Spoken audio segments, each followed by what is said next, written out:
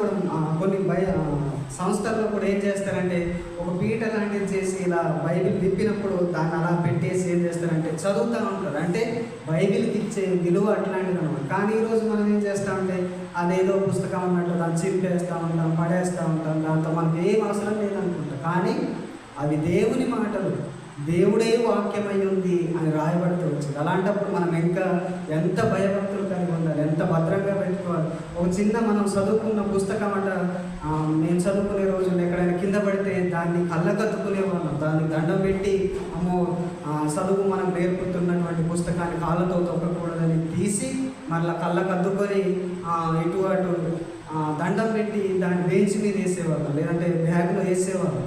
అలాంటిది ఇది దైవ గ్రంథము, దేవుడు ఇచ్చినటువంటి గ్రంథము, దేవుని ఆత్మచేత రాసినటువంటి గ్రంథము. ఈ పుస్తకం 66 పుస్తకాలు ఇందులో ఉన్నాయి. అంటే దీన్ని మనం గుండెలకు హత్తుకోవాలి.